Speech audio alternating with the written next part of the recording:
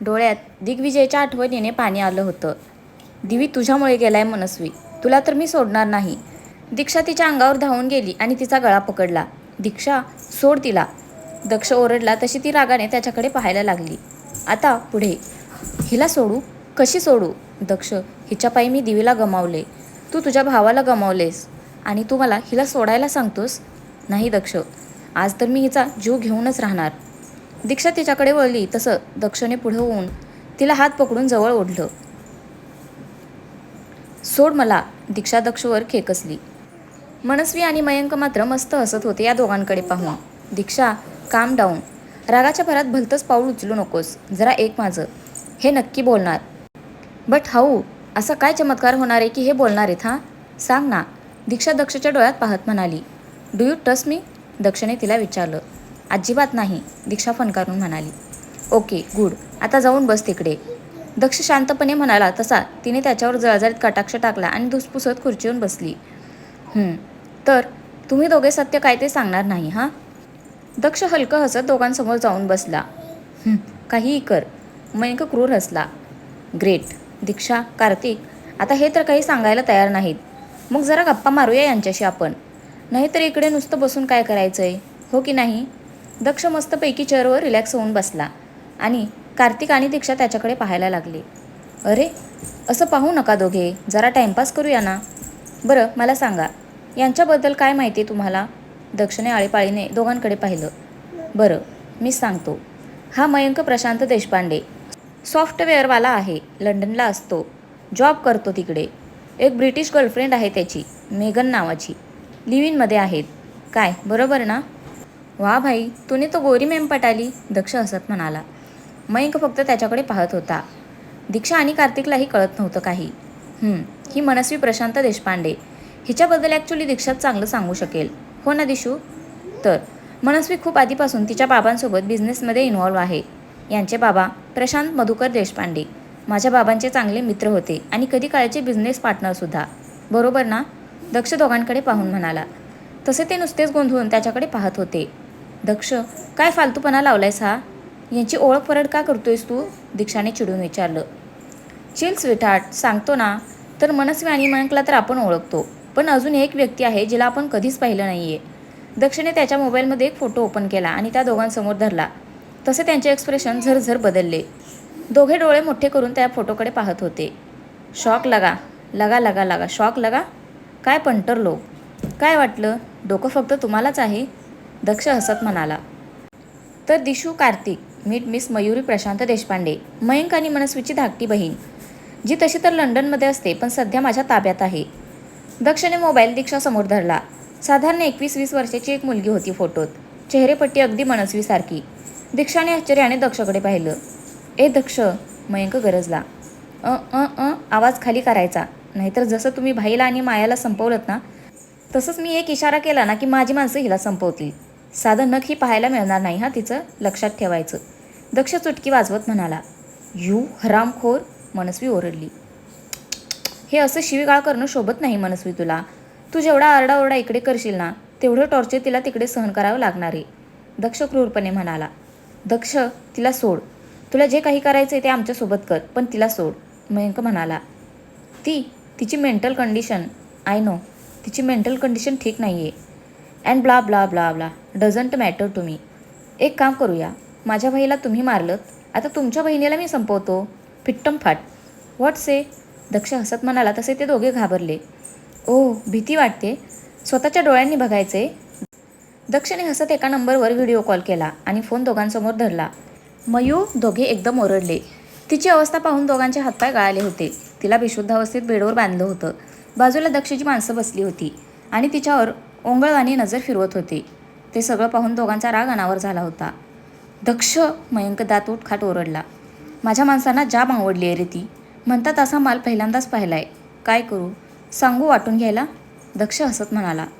Daksha, you bastard, सोड तिला. मनस्वी बेंबीच्या देठापासून ओरडली. तिच्या डोळ्यातून घळाघळा अश्रू वाहत होते. रडू येते? हां, रडू येते? मग जरा विचार करा मी किती अश्रू ढाळले असतील भाईसाठी. तीळ तीळ तुटायचा माझा जीव. कळलं ना आता कसं वाटते ते? दक्ष मयंकचा गाल रंगवत म्हणाला. निमूटपणे तोंड उघडा, नाहीतर. दक्ष गरजला. तरीही दोघे गप्पच होते. You left me with no choice. दक्षने फोनवर नंबर डायल केला. डॅनियल, तो काही बोलणार तोच सांगतो. मनस्वी ओरडली. प्लीज तिला सोड. दक्षच्या चेहऱ्यावर हलकी स्माईल आली.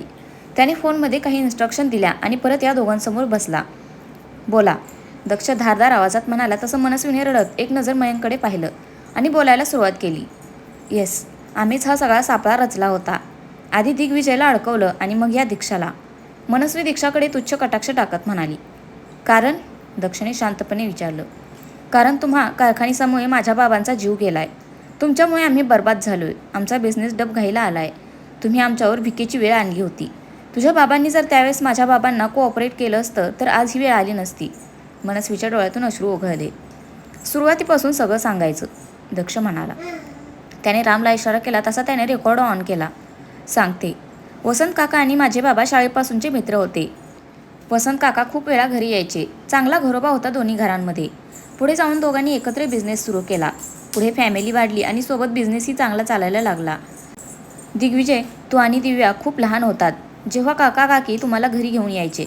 हळूहळू काका आणि बाबांमध्ये बिझनेसवरून छोटे मोठे मतभेद व्हायला लागले. मयूरचा जन्म झाला आणि 4 वर्षांनी आईला कॅन्सर डिटेक्ट झाला. खूप खर्च व्हायचा तिच्या ट्रीटमेंटसाठी. बिझनेस चांगला चालत होता म्हणून तेवढं काही वाटायचं नाही. बाबांनी त्यांच्या नावचे काही शेअर्स विकले होते त्यामुळे भागत होतं तेव्हा. पण हळूहळू खर्च वाढायला लागले. आमच्या फीज, आईची ट्रीटमेंट, मयूरचा खर्च, बाबांना एकदम एवढं सगळं झेपणासं झालं. त्यात एका टेंडरवरून बाबा आणि काकांमध्ये जोरदार भांडण झालं आणि काकांनी त्यांना बिझनेसमधून बाहेर काढेन अशी धमकी दिली. आईला हे सगळं सहन झालं नाही आणि तिने ट्रीटमेंट घ्यायला नकार दिला. महिन्याभरातच ती गेली. बाबांनी बरंच लोन घेतलं होतं ते फेडण्यासाठी, म्हणून ते काकांकडे गेले होते मदत मागायला. पण काकांनी साफ नकार दिला त्यांना. त्यांच्यात बरेच वाद झाले. शिवाय त्यांनी बाबांना बिझनेसमधूनही बेदखल केलं. तरीही बाबा नेटाने उभे राहिले. इथला बंगला विकून बाबांनी कर्ज फेडलं आणि आम्ही तिघांना घेऊन पुण्याला बस्तान हलवलं. तिकडे बाबा जॉब करायचे. आमचं ग्रॅज्युएशन झालं. मयू शाळेत होती. एक दिवस तिच्या शाळेतून फोन आला ती चक्कर येऊन पडली म्हणून. आम्ही घाबरलो होतो. टेस्ट केल्या तेव्हा कळलं की तिला एपिलेप्सी आहे. तेव्हापासून तिला खूप जपायचो आम्ही. बाबांनी पुण्यातच परत बिझनेस सुरू केला होता.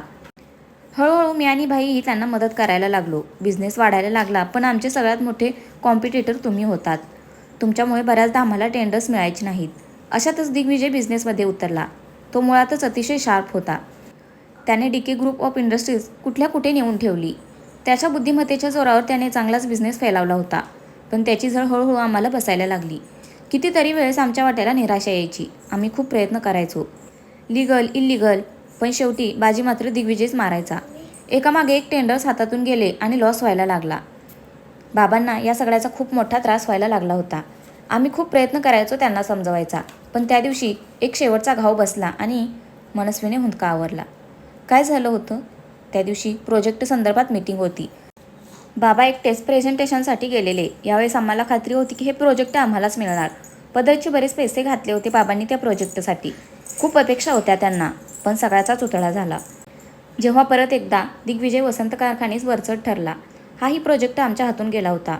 यावेळेस आर्थिक नुकसान एवढं होतं की ते भरून काढणं तितकं सोपं नव्हतं. बाबा पूर्ण खचले होते. आता काय करायचं हा यक्ष प्रश्न होता आमच्यापुढे. त्यात कर्जदार होतेच मुनगुट्यावर बसायला. सगळीकडून कोंडी झाली होती. बाबांना सहन झालं नाही हे सगळं. मयूची तेव्हा नुकतीच 10वी झाली होती. ती बाहेरून घरी आली तेव्हा तिला काहीतरी वेगळं जाणवलं. तशी ती बाबांच्या रूममध्ये गेली आणि मनस्वी हुंदके देत रडायला लागली. सगळं संपलं होतं. बाबांनी स्वतःला संपवलं होतं. ते सगळं पाहून मयूला जबर धक्का बसला होता. डॉक्टरने सांगितलं होतं ती मेंटली डिस्टर्ब झाली आहे म्हणून. खूप काही सहन केलं आम्ही दक्ष. एक दिवस बाबांचे एक असोसिएट घरी आले आणि बोलता बोलता त्यांना सांगितलं की सुसाईड करण्याच्या आदल्या दिवशी बाबा डीके ग्रुप ऑफ इंडस्ट्रीजमध्ये गेले होते दिग्विजय आणि काकांना भेटायला.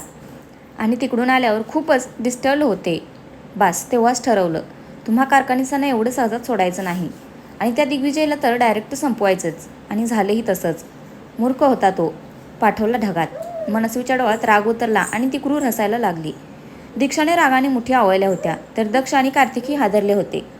दक्ष कसाबसा राग कंट्रोल करत होता कारण अजून पूर्ण सत्य त्याच्यासमोर उघड झालं नव्हतं. पुढे बोल.